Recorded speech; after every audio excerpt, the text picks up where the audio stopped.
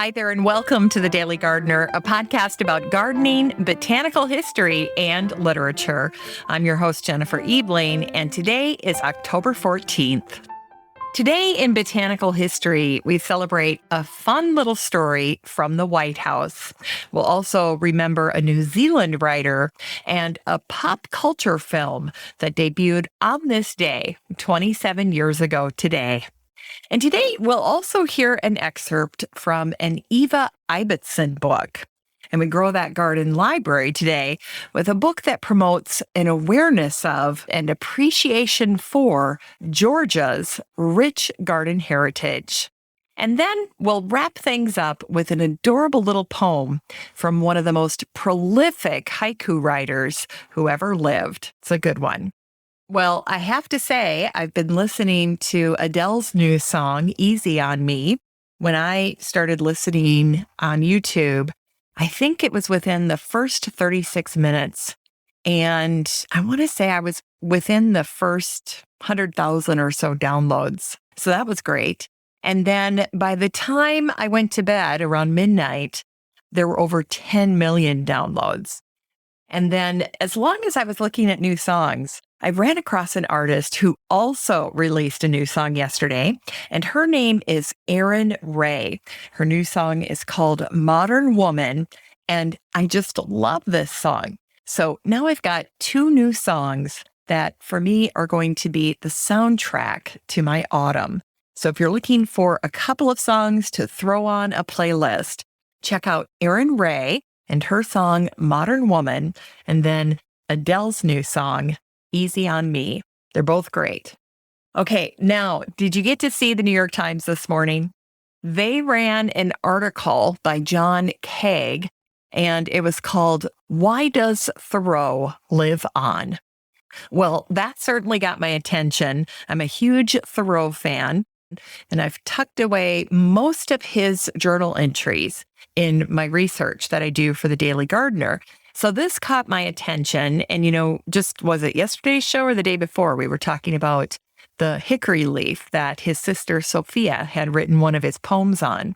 In any case, this particular article started out with John talking about how he's got this 4-year-old boy named Henry, and they must live in Massachusetts because they go and visit Henry's grave. And so Henry David Thoreau's grave, his marker is very simple. It's a little marker, and all it says on it is Henry, which I think is wonderful for a man who was such an advocate for simple living that even his grave is simple. And, John was mentioning how his son calls the grave his rock because it's got his name on it, which I think is adorable. But I did learn something new from John about Henry David Thoreau that I hadn't read before, and it was his dying words.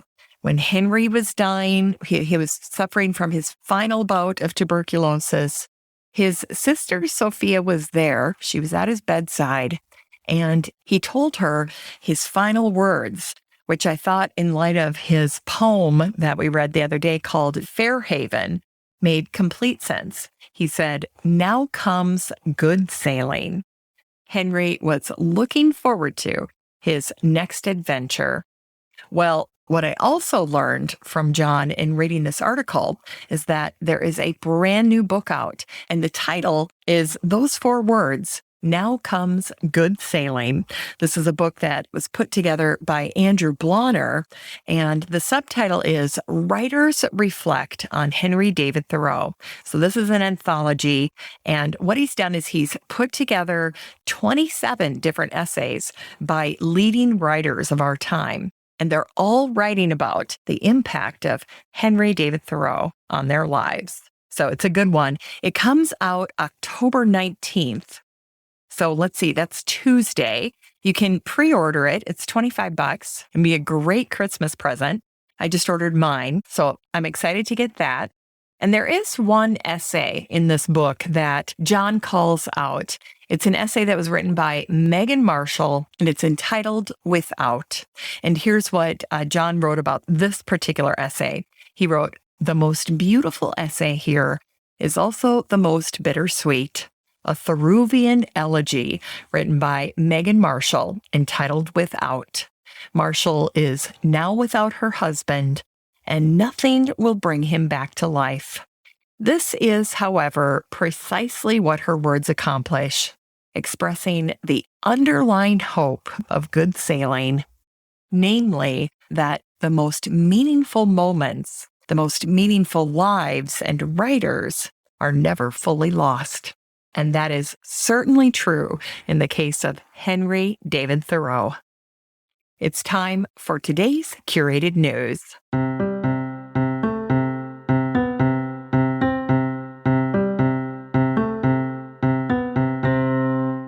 Today's Curated News comes to us from Ron Kujawski's garden column that he writes for the Berkshire Edge.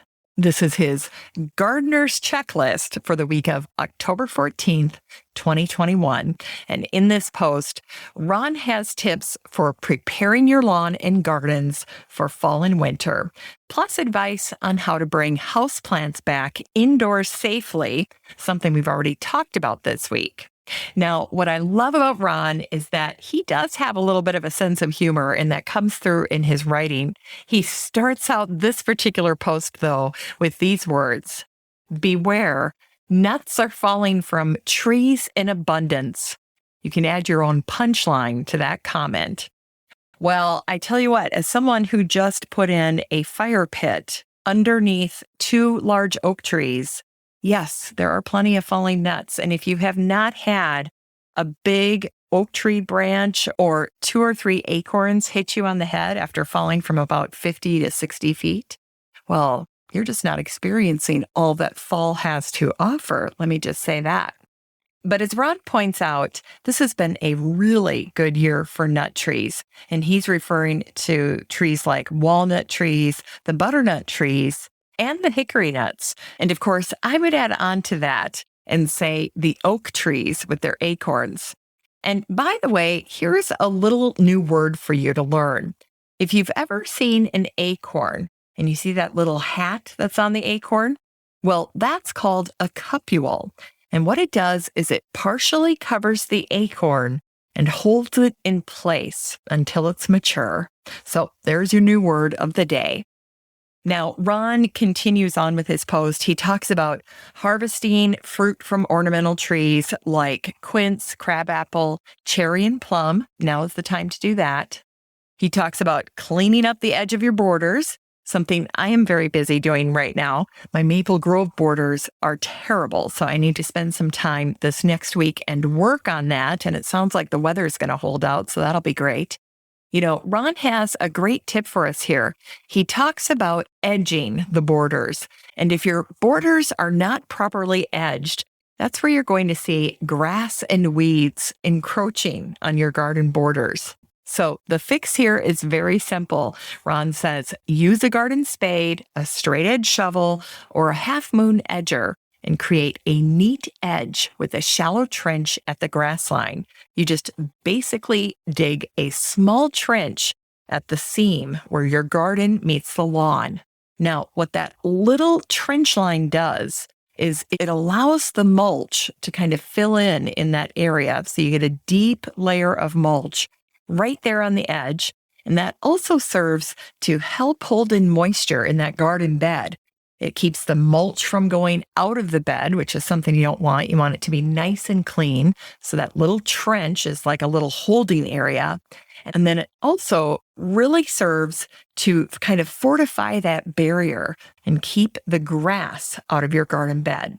So that's a really great reminder this time of year. And it's a great time to do it, because it's so hard to do things like that in the spring when all you want to do is plant and then check and see what didn't make it and what did make it and kind of ooh and ah about being back in the garden. But we don't always think about this best practice of making sure that that border is nice and clean. And, you know, fall is a great time to do it because you know where your failed borders are. You know where your edges are problems because you've had all summer to observe your garden, and you can easily spot the breakthroughs, the places where you've had breakthroughs with grass or weeds. These are now the places that need a little bit of fortifying, and you can do that by doing this trenching technique and then getting that plant material that you don't want out of your border, pulling that out, and then adding a fresh layer of mulch before you head into winter. Now, Ron wraps this post up by encouraging us to continue planting your trees, shrubs, and perennials. We've got about 2 weeks. We've got this closing window where we can make that happen.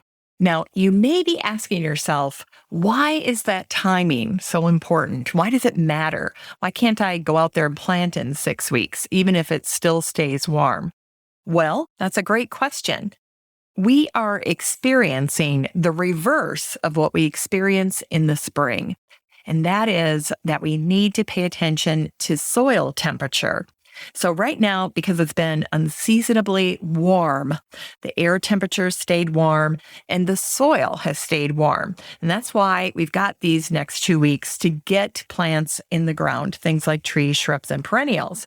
Because the soil is warm, they'll get a little bit acclimated, they'll nestle in, and they stand a better chance of being able to handle that transplant because the soil temperature is warm.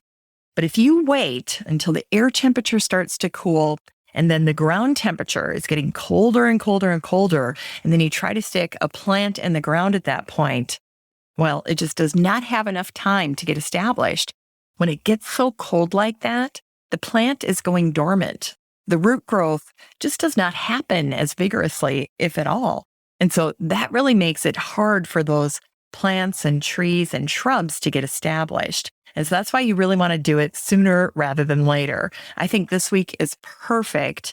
I just spent all last week clearing out the edge of our woods. We really spent a good deal of time going through that. And the whole time I'm doing it, I'm thinking about all the different types of trees that I want to get planted. And so now this coming week, that's all I want to do. That's tree week.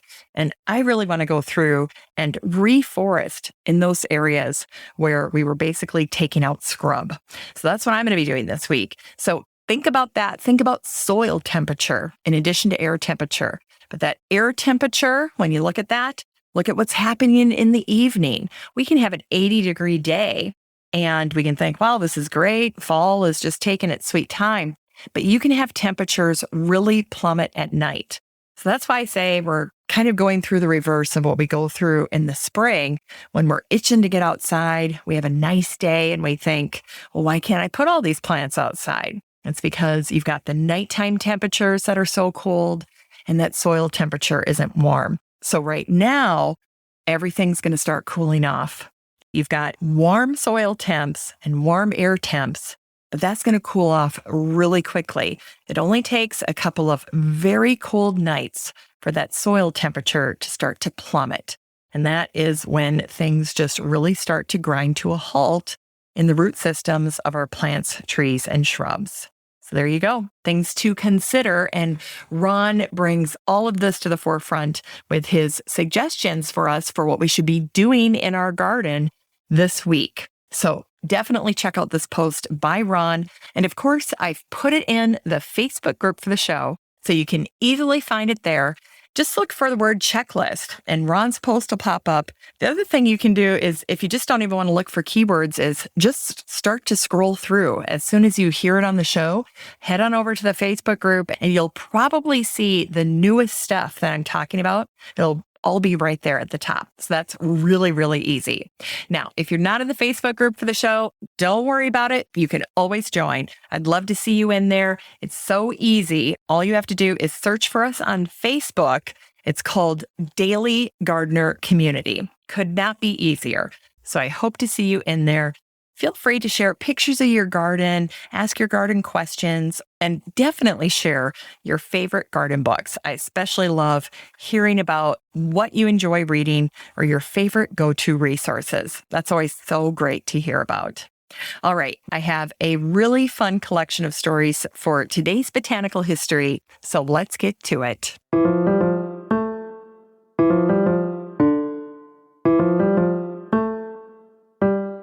Here's Botanical History for today, October 14th.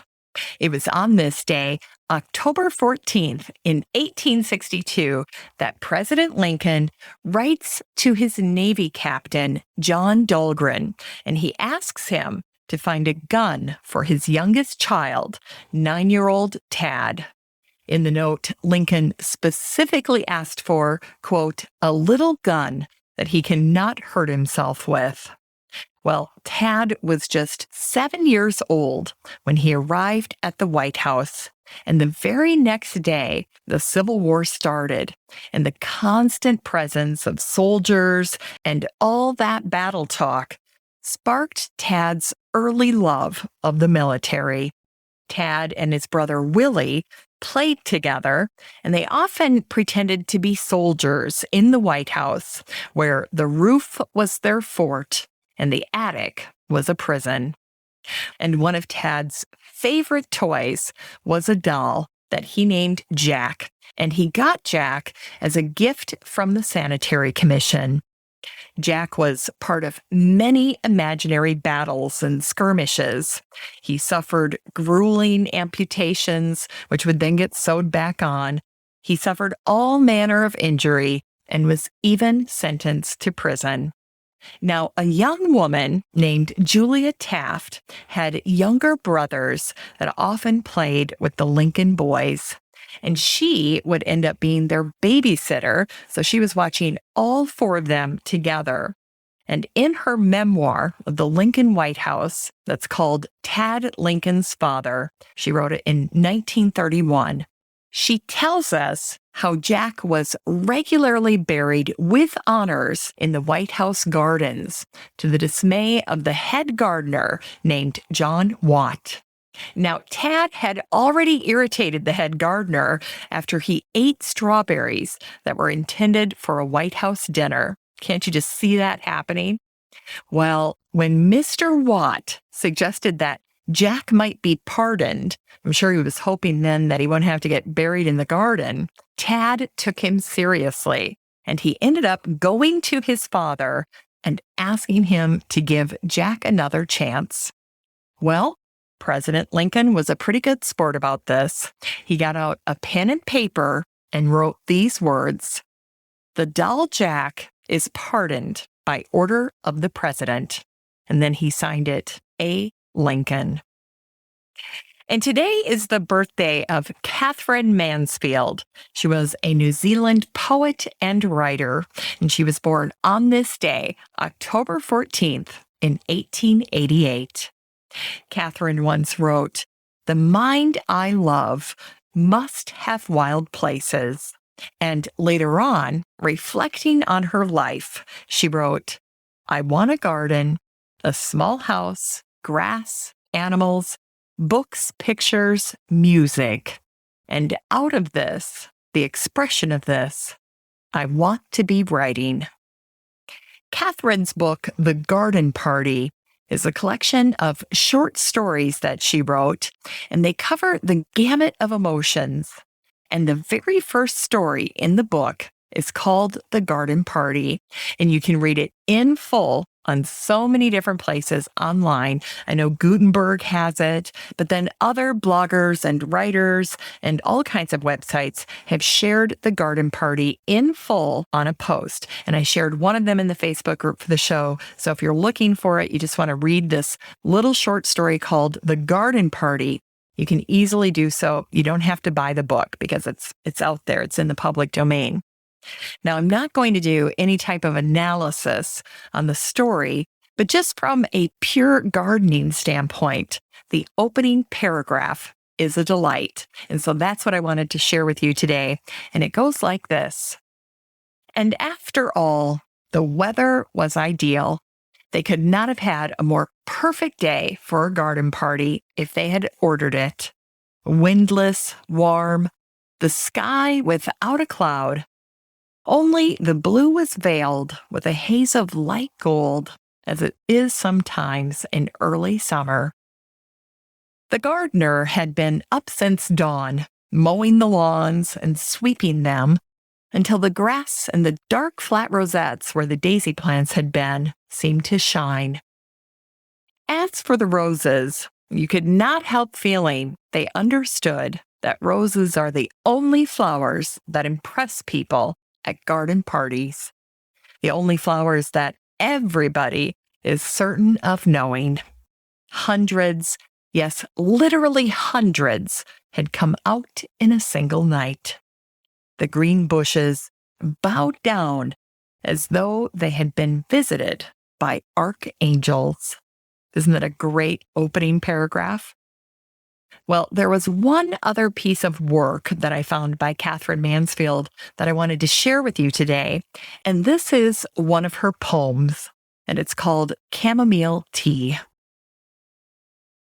Outside, the sky is light with stars.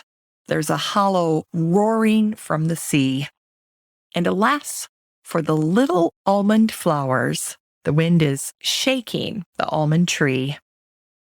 How little I thought a year ago, in that horrible cottage upon the lea, that he and I should be sitting so and sipping a cup of chamomile tea. Light as feathers, the witches fly, the horn of the moon is plain to see. By a firefly under a jonquil flower, a goblin toasts a bumblebee. We might be 50, we might be 5, so snug, so compact, so wise are we. Under the kitchen table leg, my knee is pressing against his knee. Our shutters are shut, the fire is low, the tap is dripping peacefully. The saucepan shadows on the wall are black and round and plain to see. And it was on this day, October 14th, in 1994, that Quentin Tarantino's Pulp Fiction opened in theaters. And I remember going to see this with my husband on a date night. In the movie, you might remember that Uma Thurman's character tells a joke. It's a little bit of a garden joke, so I thought I'd share it with you today. 3 tomatoes are walking down the street. A papa tomato, a mama tomato, and a little baby tomato. Baby tomato starts lagging behind. Papa tomato gets angry, goes over to baby tomato and squishes him and says, "Ketchup." It's time for today's Unearthed Words.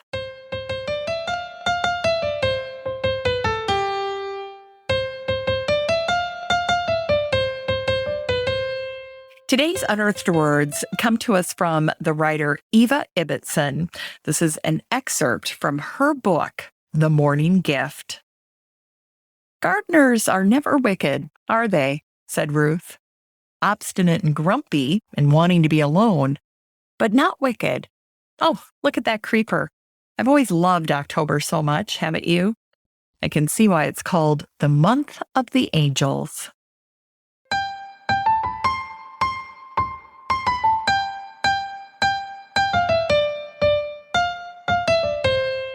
It's time to grow that garden library with today's book, Seeking Eden by Stacy Catrone and Mary Ann Eady, with photos by James Lockhart. This book came out in 2018, and the subtitle is A Collection of Georgia's Historic Gardens. What a fantastic topic. I always say that Georgia loves their gardens on a level that could rival the way England loves their gardens. And of course, what I love about this book is that it's marrying the beauty of these gardens, the design, the particular elements that make it special, a little bit about the families and the people that grew up and got to live in these beautiful gardens, along with the fantastic history of the gardens. So I just absolutely love this book. And it is so beautiful. Now, this book takes us back to the mid-18th century, to the early 20th century. So that's the time period that we're focusing on here. And surprisingly, you're going to see all kinds of gardens in this book, not just colonial revival gardens or country place era landscapes, but you're going to see things like rock gardens, town squares, college campuses, and even an urban conservation garden. Now, the authors do a wonderful job of walking us through the history of Georgia's gardens. And by the way, all of the gardens that are featured in this book, with the exception of 10, are all public spaces, so you can go and visit them, no problem. And another thing to keep in mind when you're talking about Georgia and Georgia gardens is that Georgia was a battlefield during the Civil War. And so even if some of these gardens managed to get through unscathed, they still had to pull themselves out of the upheaval of the time, because you had all of the economic, social, and political factors that definitely had an impact on these gardens.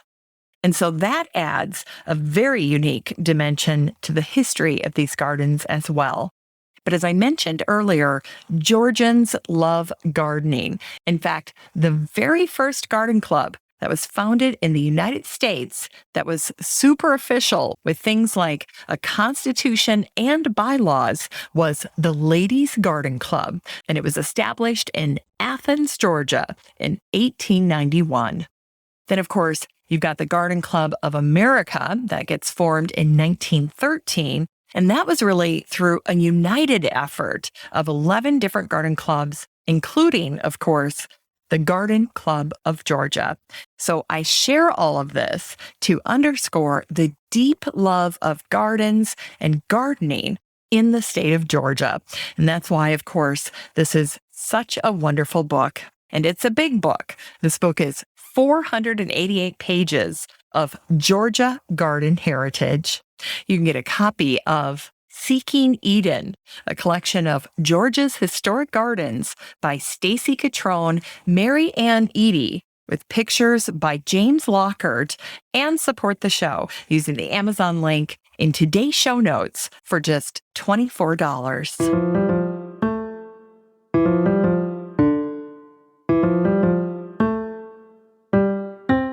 Finally, here's something sweet to revive the little botanic spark in your heart.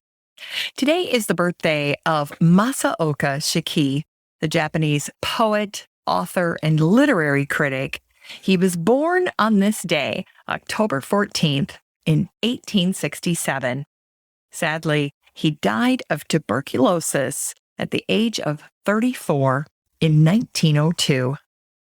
Regarded as one of the 4 haiku masters, Masaoka helped develop the modern form of haiku poetry, and he personally wrote nearly 20,000 haiku verses in his all-too-short life. Now, in researching him, I stumbled on a wonderful video by Roger Pulvers, who not only reads some of his haikus, but he does a masterful job of explaining his most controversial haiku, which happened to be about the coxcomb. It was about a simple flower. Now, I'm not going to ruin it for you. I don't want to spoil it, but you really should head on over to the Facebook group and check out this video by Roger Pulvers, where he helps us to better understand and appreciate Masaoka's poetry. And plus, I think you'll really enjoy hearing that haiku that he wrote about coxcomb. But today, I thought I would end the show with one of his garden-inspired haikus that also happens to be seasonally appropriate because he's referencing the shoulder season of autumn. So here is this little haiku from Masaoka, and I'm calling it his Fall Garden Haiku.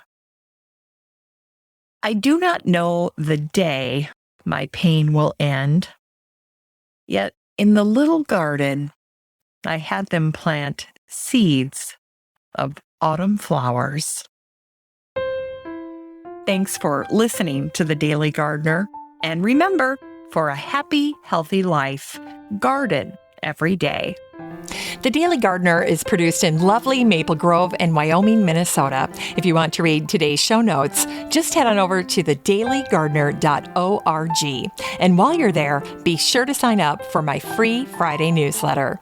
And don't forget that you have a standing invitation to join the free Facebook group for listeners of the show. Just search for Daily Gardener Community the next time you're on Facebook and request to join. Last but not least, you can always get in touch by emailing me at jennifer@thedailygardener.org. I'm your host, Jennifer Ebling, and as always, have a great day in the garden, and we'll see you tomorrow.